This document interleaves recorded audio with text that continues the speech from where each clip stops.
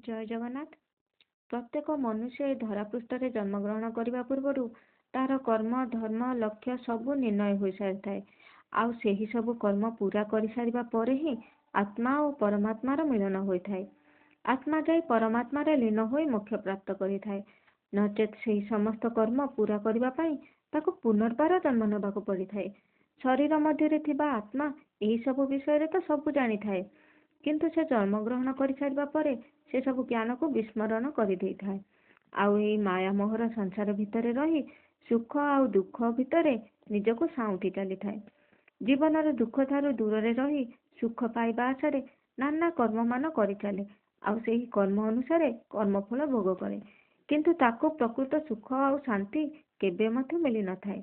ସେ କେବେ ମଧ୍ୟ ଭାବିବାକୁ ଚେଷ୍ଟା କରେ ନାହିଁ ଯେ ପ୍ରକୃତରେ ତା ଜନ୍ମର ଉଦ୍ଦେଶ୍ୟ କ'ଣ, କାହିଁକି ତାର ଜନ୍ମ, ଭଗବାନ କାହିଁକି ଯେ ତାକୁ ଏ ଧରାପୃଷ୍ଠକୁ ପଠେଇଛନ୍ତି, କ'ଣ ତା ଜୀବନଟା ବୃଥାହୀନ? ଆଉ ଯେତେବେଳେ ଏହି ବିଷୟରେ ସେ ଭାବିଥାଏ, ସେହି ସମୟରେ ତା ଜୀବନରେ ପ୍ରକାଶ ସାଜି ମାର୍ଗଦର୍ଶନ କରିବା ପାଇଁ ସ୍ୱୟଂ ଭଗବାନ ଗୁରୁ ରୂପରେ ଆଗମନ କରିଥାନ୍ତି ଆଉ ତାକୁ ଭଲ ମନ୍ଦର ଶିକ୍ଷା ପ୍ରଦାନ କରିଥାନ୍ତି। ଗୁରୁ ହେଉଛନ୍ତି ସାକ୍ଷାତ ପରଂବ୍ରହ୍ମ। ଖାଲିଟାରେ ଗୁରୁଙ୍କୁ ପରଂବ୍ରହ୍ମ ସହିତ ତୁଳନା କରାଯାଇନି। ପରଂବ୍ରହ୍ମ ଯେମିତି ପୁରା ବ୍ରହ୍ମାଣ୍ଡକୁ ଜୀବନ ଜ୍ୟୋତି ପ୍ରଦାନ କରିଚାଲିଛନ୍ତି, ଗୁରୁ ମଧ୍ୟ ଠିକ୍ ସେମିତି ଶିଷ୍ୟର ଜୀବନକୁ ଜ୍ଞାନର ଜ୍ୟୋତି ପ୍ରଦାନ କରିଚାଲିଛନ୍ତି। ତେଣୁ ଗୁରୁଙ୍କ ସ୍ଥାନ ବହୁ ଉର୍ଦ୍ଧ୍ୱରେ ରଖାଯାଇଛି। ଏକ ଉତ୍ତମ ଗୁରୁ ହେବା କାଠିକର ପାଠ କହିଲେ ଭୁଲ ହେବ ନାହିଁ, କାରଣ ମାନବ ସମାଜର ଜ୍ଞାନ ଅସ୍ତିତ୍ୱ ଭବିଷ୍ୟତ ସମସ୍ତର ଚାବିକାଠି ଗୁରୁଙ୍କ ହାତରେ। ତେଣୁ ନିଜ ଦାୟିତ୍ୱବୋଧର ଜ୍ଞାନକୁ ଆଖି ଆଗରେ ରଖି ଶିଷ୍ୟର ଜୀବନକୁ ଜ୍ଞାନର ଜ୍ୟୋତିରେ ଆଲୋକିତ କରି ସଠିକ୍ ପଥ ପ୍ରଦର୍ଶନ କରିବା ଗୁରୁଙ୍କ କାମ। ଜୀବନର ଲକ୍ଷ୍ୟ ହେଉ ଅବା ଉଦ୍ଦେଶ୍ୟ ହେଉ, ତାହାର ସାର୍ଥକତା ନିମନ୍ତେ ଗୁରୁଟିଏ ନିହାତି ଆବଶ୍ୟକ।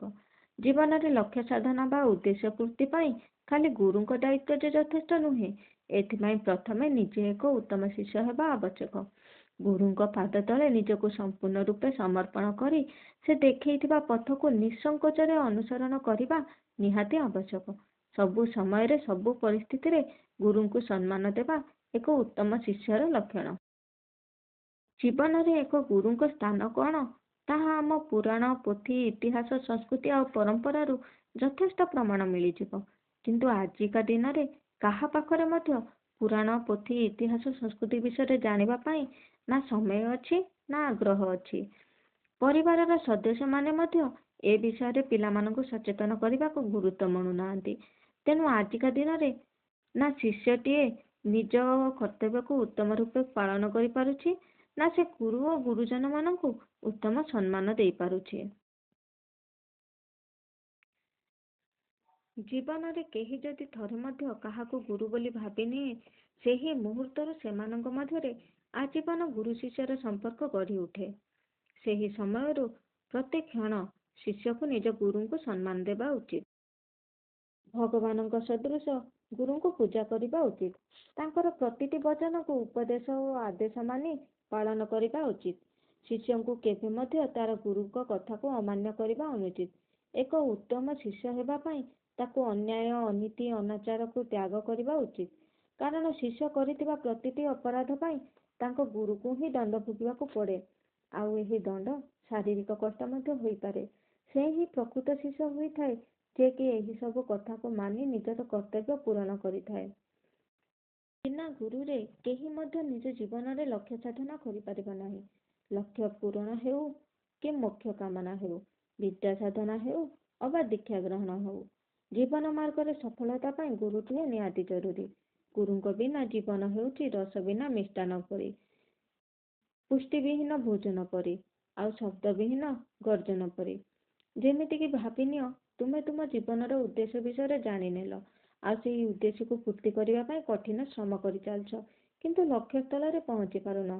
ଆଉ ସେହି ସମୟରେ କେହି ଜଣେ ତୁମର ମାର୍ଗଦର୍ଶକ ସାଜି ଯଦି ତୁମକୁ ଜ୍ଞାନ ପ୍ରଦାନ କରେ, ତେବେ ଦେଖିବ ଯେ ତୁମର ସେହି କଠିନ କାର୍ଯ୍ୟ କେତେ ସରଳ ଆଉ ସହଜ ହେଇଯିବ, ଆଉ ତୁମ ଲକ୍ଷ୍ୟ ଖୁବ୍ ଶୀଘ୍ର ପୂରଣ ହେଇଯିବ। ସେହି ବ୍ୟକ୍ତି ଜଣକ ଆଉ କେହି ନୁହଁ, ସେ ହିଁ ତୁମର ପ୍ରକୃତ ଗୁରୁ, ଆଉ ତୁମେ ତାଙ୍କର ଶିଷ୍ୟ। ଶିଷ୍ୟର ଜୀବନରେ ସଫଳତା ଅର୍ଜନ କରିବା ଗୁରୁଙ୍କ ଜୀବନରେ ସାର୍ଥକତା ଓ ପୂର୍ଣ୍ଣତା ଆଣିଥାଏ। ଶିଷ୍ୟକୁ ନିଜ କର୍ତ୍ତବ୍ୟ ଓ ଦାୟିତ୍ୱ ବିଷୟରେ ବୋଧ କରିପାରିଲେ ଗୁରୁ ନିଜ ଜୀବନରେ ଜିତି ଯାଇଥାନ୍ତି। କିନ୍ତୁ ଶିଷ୍ୟର ଅସଫଳତା ଗୁରୁଙ୍କୁ ମଧ୍ୟ ଅସଫଳ କରିଦେଇଥାଏ। ପ୍ରତ୍ୟେକ ଗୁରୁ ନିଜ ଶିଷ୍ୟଠାରୁ ପରାଜୟ ହୋଇ ମଧ୍ୟ ନିଜକୁ ବିଜୟୀ ଭାବିଥାନ୍ତି। ଗୁରୁ ସେହି ସମୟରେ ଜଣେ ଭଲ ଗୁରୁ ହୋଇଥାନ୍ତି ଯେତେବେଳେ ପର୍ଯ୍ୟନ୍ତ ସେ ଜଣେ ଉତ୍ତମ ଶିଷ୍ୟ ରୂପେ ନିଜକୁ ଗଢ଼ି ତୋଳିଥାନ୍ତି। ସେ ନିଜ ଅନୁଭୂତି ଓ ଅଭିଜ୍ଞତାରୁ ଜ୍ଞାନ ଆହରଣ କରି ନିଜକୁ ଜ୍ଞାନୀ ଭାବେ ଗଢ଼ିଥାନ୍ତି। ସେହି ସମୟରୁ ସେ ଗୁରୁ ହେବାର ମର୍ଯ୍ୟାଦା ଓ ସୌଭାଗ୍ୟ ପାଇଥାନ୍ତି। ସେହି ସବୁ ଜ୍ଞାନ ବଳରେ ସେ ନିଜ ଶିଷ୍ୟକୁ ଜ୍ଞାନ ପ୍ରଦାନ କରିଥାନ୍ତି। ତେଣୁ ସେହି ଗୁରୁ ପାଖରେ ଶିଷ୍ୟକୁ ସର୍ବଦା ଋଣୀ ହୋଇ ରହିବାକୁ ପଡ଼େ। ଧନ୍ୟବାଦ।